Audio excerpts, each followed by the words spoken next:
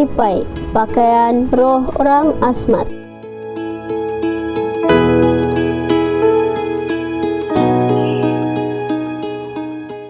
Uniform atau seragam selalu memberi kebanggaan khusus bagi pemakai.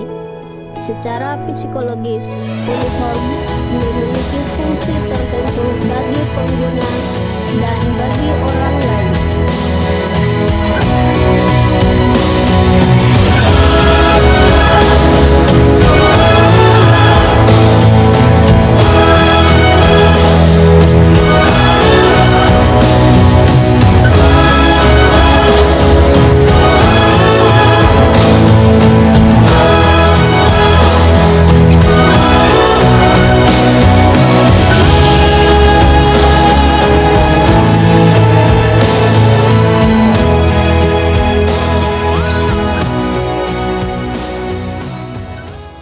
Seragam juga berfungsi sebagai perangkat kamuflase.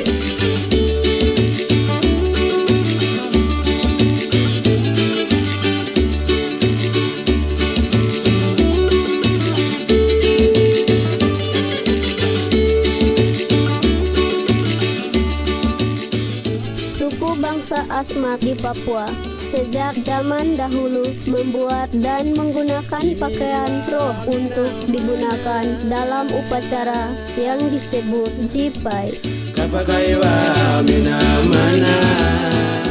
Kabupaten Asmat terletak pada pesisir selatan Pulau Papua pada koordinat antar 137 sampai 140 derajat bujur timur dan antar 4 sampai 7 derajat lintang selatan dengan ibu kota Agat.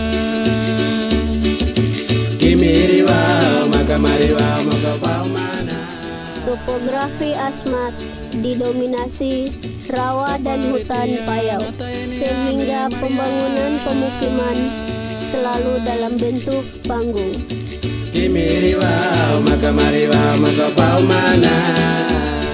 Etnisitas masyarakat Asmat dapat dikelompokkan dalam beberapa sub-etnik seperti Bisman, Jeroat, dan lainnya.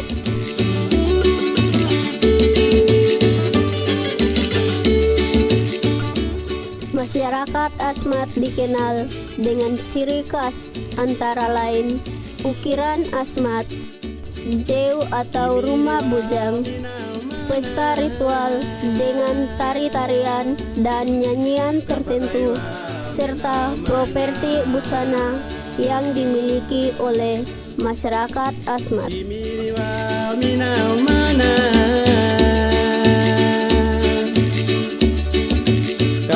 Pesta Jipai adalah ritual yang ditandai dengan kehadiran tokoh misterius yang menggunakan pakaian dapat dianyam dari kulit kayu, daun sagu, tali rotan yang disebut pakaian roh Jipai beserta pengawal dan pengintainya yang disebut Banimat. Pesta ini mengingatkan roh leluhur yang sudah meninggal, orang tua, teteh, nenek, semacam begitu, yang disebut dengan pesta Jipai. Kami setuju karena pertama sekali melalui pesta ini kita diajak untuk mengetahui akan kehadiran orang tua, saudara atau moyang-moyang kita yang meninggal itu, bahwa mereka dekat dengan kehidupan kita. Nah itu intinya adalah dengan melakukan pesta Jipai ini itu mengingatkan kita bahwa kehidupan kita yang ditinggalkan oleh orang tua, leluhur kita itu tidak jauh, mereka ada dalam kehidupan kita, sangat dekat. Pembuatan pakaian roh Jipai diawali rapat tetua adat dalam rangka pembuatan pakaian roh Jipai, yakni petugas pembuat pakaian roh Jipai dan pembagian beban tanggung jawab setiap klan di kampung dalam mempersiapkan logistik pendukung ritual. Jipai yang imut dari persaudaraan semua warga rumpun bisa lahir. Tapi pesta ini mulanya cerita dari seorang anak. Jadi ada tahapan-tahapan. Jadi pembukaan dari pesta ini kita bisa bilang manimar, ada yang bilang bumbar, ada yang bilang manimar. Pembukaan dari pesta ini adalah yang sudah dia duluan, yaitu seorang anak piatu yang tidak diperhatikan pada saat itu. Dia lapar, dia kasihan, tidak punya orang tua. Akhirnya pikiran untuk menciptakan ini akhirnya muncul secara rahasia, menganyam apa semua pakaian apa yang dia sudah. Itu baru dia bisa bernaskah. Yang menganyam-anyam itu memang tidak sembarang orang. Seorang ibu juga tidak boleh. Itu buat bapak yang sudah senior, anak muda juga tidak bisa. Dan di ini secara rahasia. Dan sudah dari setiap tungku itu sudah ada perwakilan satu-satu roh yang sudah lama meninggal. Mereka ipar-ipar yang berperan pada saat itu, memberi makan, yang sementara menganyam. Tapi sambil menganyam, mereka yang mewakili ipar-ipar itu setiap saat mereka kadang-kadang datang ke rumah adat secara rahasia khusus. Mereka ukur, ini lengan apa, tidak boleh sesak, tidak harus pas, jadi body tinggi, body apa diukur. Tapi itu diiringi dengan lagu. Setelah mendapat mandat, pembuat pakaian roh Jipai akan pergi ke hutan secara rahasia untuk memilih dan mempersiapkan bahan-bahannya. Adapun bahan yang diperlukan adalah serat kayu, fum, rotan, dan daun rumbia.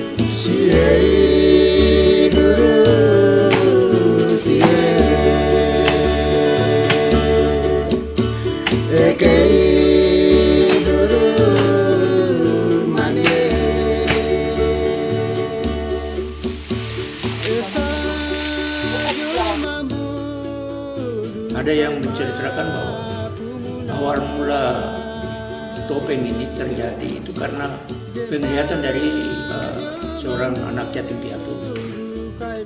Dia kurang diperhatikan oleh masyarakat setempat, masyarakat di kampung. Terus dia jalan dan temukan itu topeng ini muncul dan memberitahukan dia bahwa harus ini dipestakan atau dibuat semacam ini untuk dia dipakai untuk menakut-nakuti kaum ibu ya. Dan karena kurang perhatian dia coba menganyam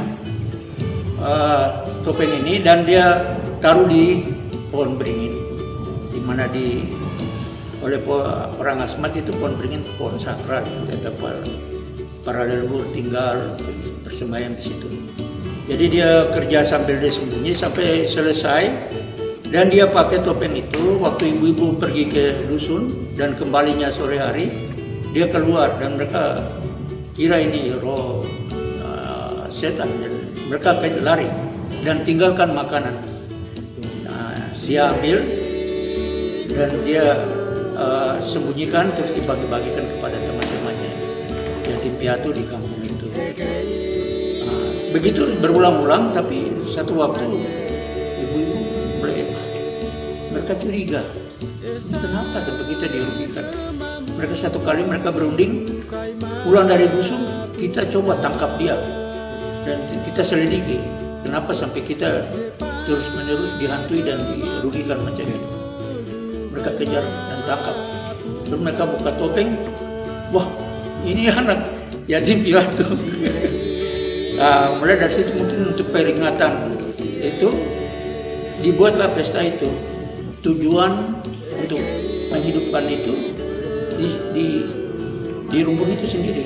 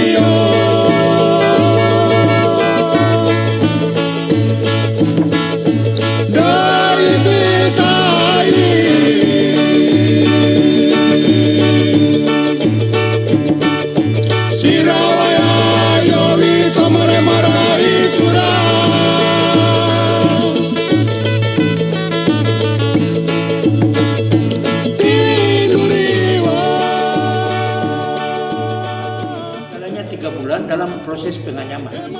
Jadi di rumah bujang itu mereka ada bikin rumah adat, itu mereka ada bikin ruang tersendiri, isolasi, dan yang penganyam di situ. Tidak boleh dilihat dan sampai dia punya kotoran apa pun tidak boleh keluar. Disimpan baik-baik dan tinggal di tempat tertentu. Nah, nanti dia bisa keluar itu pada waktu puncak saja. Dan itu bisa berjalan selama 3 bulan. Puncaknya ini dia jalan ini 1 minggu. Tokonya ini Jiwa Wuka, yang disebut Jiwa Wuka, dan anggotanya itu disebut Dore. Pada puncaknya dia keluar pagi, jalan kampung, anak-anak main-main, lempar-lempar. Dia kembali. Sedikit waktu lagi keluar lagi. Makin sore makin keluar, sesering sedikit keluar. Dikejar dan dilempar-lempar. Ya itu tanda bahwa ini anak yatim piatu yang mungkin tidak laku bagaimana dia ura-ura dan lempar-lempar dengan buah-buah dan lain-lain. Jadi penganyam itu penganyam khusus. Yang dikhawatirkan sekarang itu penganyam-penganyam ini bisa hilang. Nah ini khusus bagi anak muda, dan ini memang penyaman ini harus rahasia dan laki-laki punya bagian. Jadi tidak perempuan. Itu pemalu sekali bagi perempuan dan anak-anak untuk melihat. Jadi tetap hidupkan ini. Jadi mereka percaya bahwa betul-betul roh ini hadir. Roh ini hadir.